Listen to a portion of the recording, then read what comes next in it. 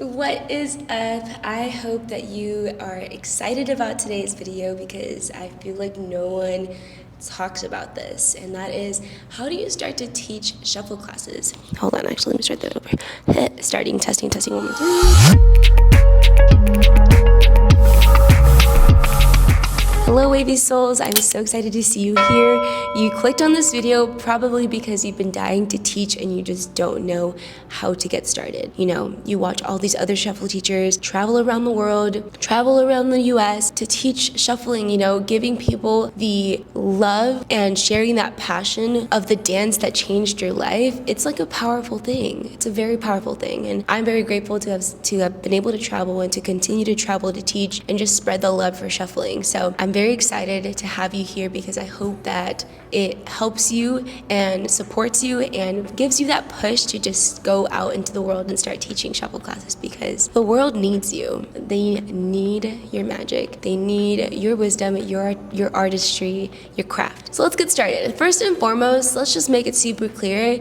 You do not need to be a master to teach someone. You do not need to be shuffling for 20 years to be a teacher. So long as you have the passion to always keep growing, always evolving, the student mindset, and you're doing your research to the best of your ability, and you're just putting in all the effort that you possibly can to be the best that you can possibly be at every single moment, that is what matters. So let's start with that. Maybe you have some doubts that are holding you back, that are making you scared to jump into it. Let's just debunk that. Let's just take it and throw it in the garbage, because truly no one is really ready. There's gonna be mistakes. As long as you're ready to put your ego aside and just serve, be of service to your students, and always keep growing, you're not going to fail. It's not a matter of if, it's a matter of when. So that's my first thing that I wanted to just kind of put out there, because yeah, people can, whatever. I've gotten in my head so many times and I've held myself back when all I needed to do is just put myself out there and just learn. So, number 1, space. Location. Find your space and figure out what it is that you're looking for. When it comes to teaching in your city, if you just want to start like small little classes, just look around what's in your area of studios that you want. You can take into account lighting, if you want like really cool lighting. If that doesn't matter, flooring is really, really important. You know, do you mind the marley floors? Do you want wooden floors? Those are just things that you have to take into account. The size, the capacity of the class. Does it need to be big? Does it need to hold 200 people or just 10 people? Call around your area, find out if those studios are renting, because some of them do not. Some of them do require a certain amount of payment up front, or they need to have 50% of the revenue. It's just all preference. So just call around, book the studio, find a date that's far out in advance for people to plan. That's one of my recommendations, is if you're going to plan a class, make it far out in advance for someone to, ask for the days off. And also pay attention to if it's a weekday, a weekend. Just, take all those things into account, like what's going on that week in your city. Is it busy? What's a good time frame at night? Because most people work in the morning, some people work at night. Just figure out what's your sweet spot. For example, for me in Vegas, people work nighttime, so it's kind of hard. I'm still trying to figure out. Number 2.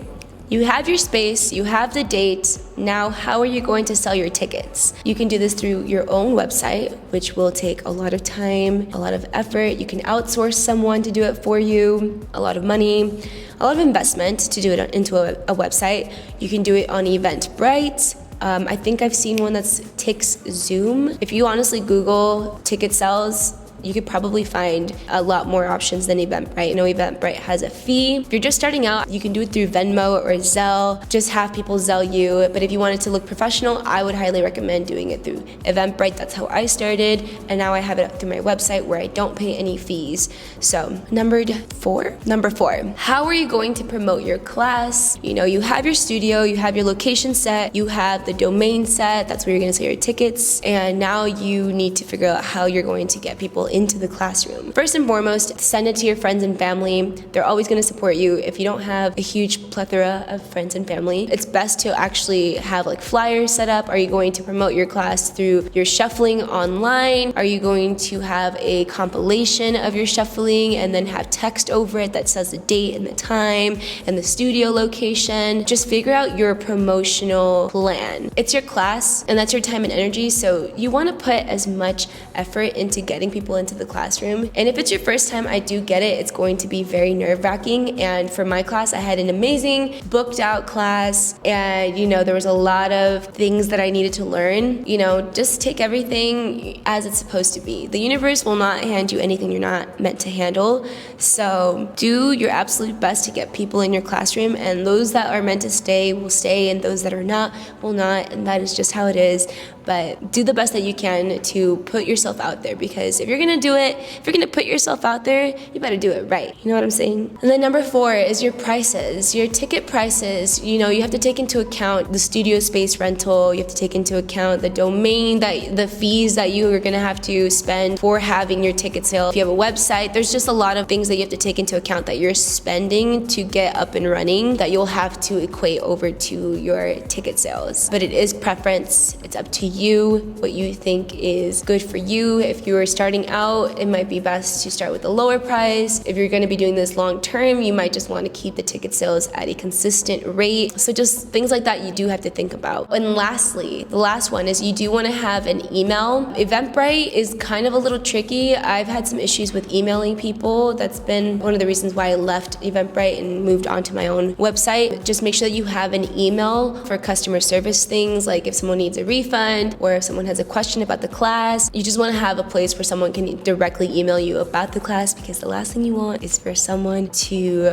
be upset about a mishap that happened that could have been easily resolved through a customer service email. But yeah, all in all, I think those are just my top tips that I wish that I would have known, but I figured it out over time. The biggest challenge is making sure that you do have the right nomenclature, but also don't get too caught up on the nomenclature. It's important to just be very well diverse when you're teaching, and just be always ready to learn new things, take every question into account, and really pay attention to your students, and send out some questions of how you can improve. And it's definitely the learning process. So just be open for that, an open mind and open heart. And yeah, good luck on teaching. I hope that this helps you. If you like this type of content, make sure you comment, make sure you like, make sure you subscribe, and let me know if you have any more questions.